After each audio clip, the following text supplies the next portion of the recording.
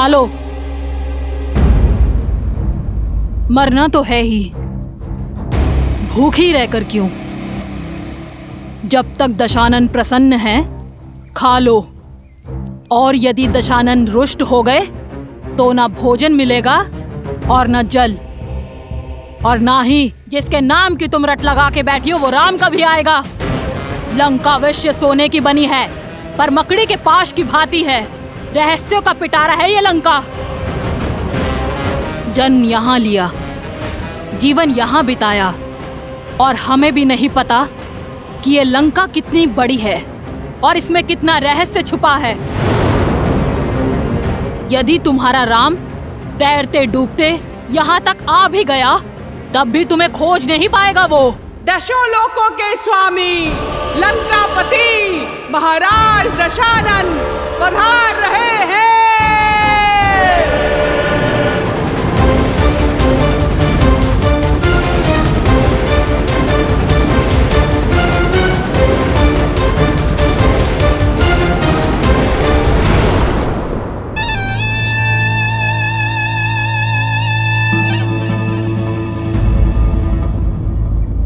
आओ सीता, चलो मेरे साथ। ये मेरा सबसे प्रिय अनुज, मेरा सबसे घनिष्ठ मित्र, मेरे पुत्र समान और मेरा सबसे विश्वासप्रद मंत्री विभीषण है। ये एक वनवासिनी का हरण करने वाले राक्षस का आदेश नहीं, लंकेश दशानन रावण का अयोध्या की महारानी से विनम्र निवेदन है। इसलिए राजधर्म और नीतियों का पालन करते हुए मैं अपने मंत्री को अपने साथ लाया हूं। मिथिला नरेश की मैथिली हो तुम, अयोध्या की रानी हो तुम। एक राजा का निमंत्रण अस्वीकार करना अयोध्या की नीति नहीं। क्या अयोध्या की रानी अपने राजधर्म से विमुख हो जाएगी? नहीं। आओ मेरे साथ, ये लंकेश तुम्हें लंका की भव्यता दिखाना चाहता है।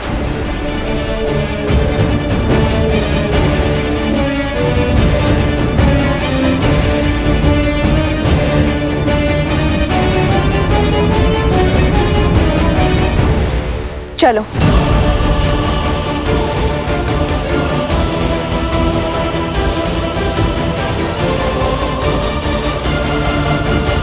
महादेव, रावण सीता को कहां ले जा रहा है? उद्देश्य क्या है उसका? अहंकार। अहंकार का केवल एक ही उद्देश्य होता है देवी, स्वयं को दूसरों से अधिक श्रेष्ठ दिखाना।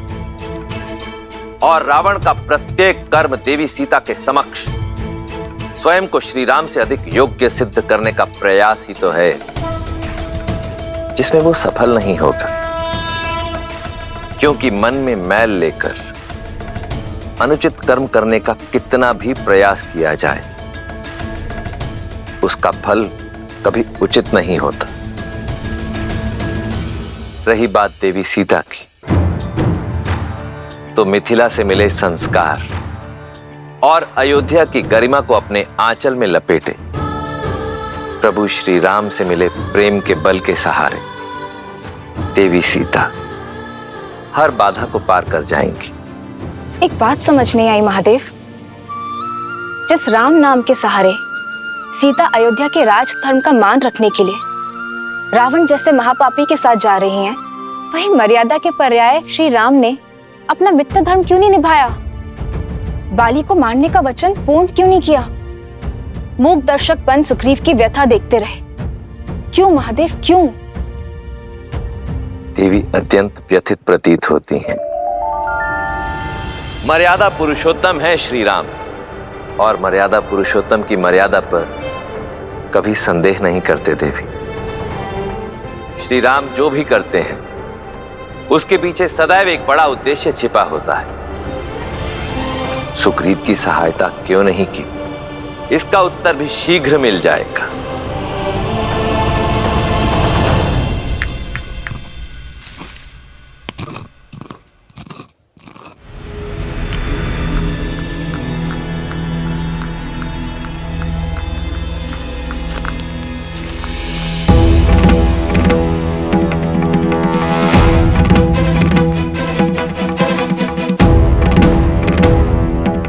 मेरे घाव पर औषधि लग रही है अयोध्या कुमार। आप क्या नमक छिड़कने आए हैं? लक्ष्मण, तुम्हें बहुत घमंड था ना अपने भाई की शक्ति पर, लक्ष्य पर। क्या हुआ? बाली को देखकर धनुष उठाने की शक्ति नहीं बची? क्या लक्ष्य नहीं साध पाए उस दूरी से? सुरक्षा का वचन देकर विमुख हो गए आप।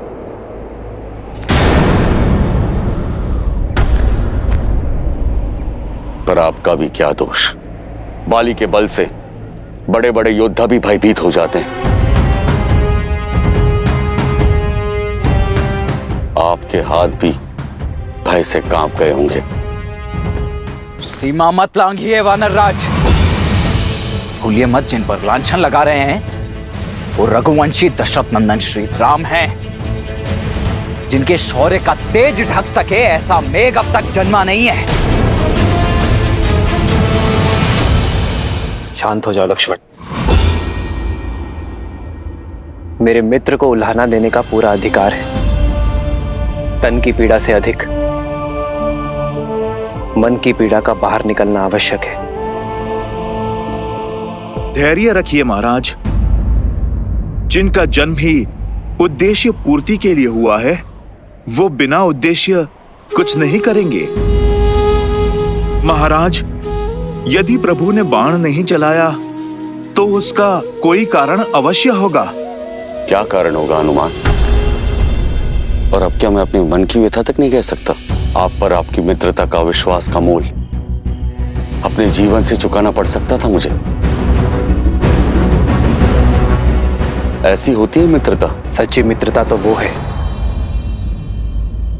जो अपने मित्र को हानि से बचाए, उसके प्राण की रक्षा करे, ना ही उसके प्राणों का संकट बन जाए। मित्र,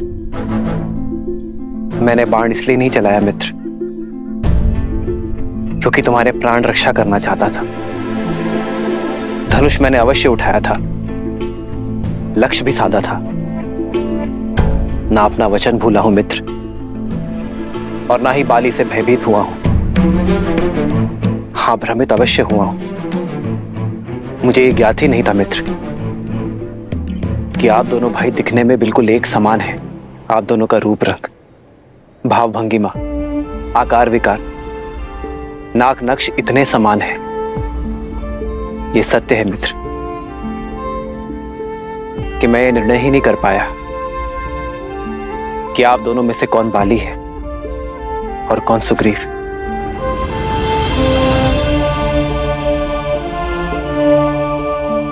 भय था मुझे अपने मित्र को खोने का, उसके प्राण हरने का। बाली के स्थान पर यदि मेरे बाण आपको लक्ष्य बना देते तो मैं स्वयं को कभी क्षमा नहीं कर पाता मित्र। बस यही कारण है कि मेरे हाथ रुक गए।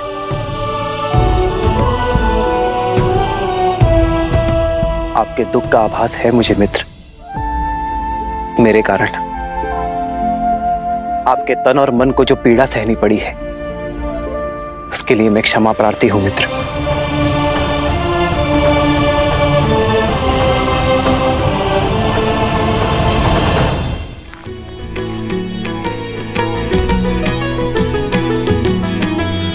एक रूप तुम भ्राता दो, तेहि भ्रमत नहीं मरेयु सो।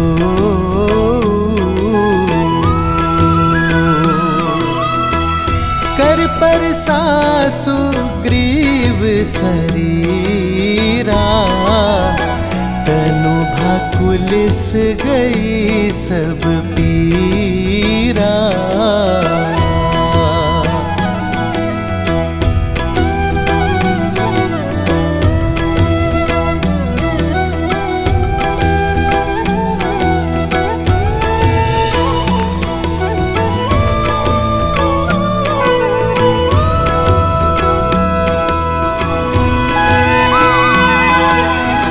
क्षमा मांगकर मुझे और लज्जित ना करे श्री राम।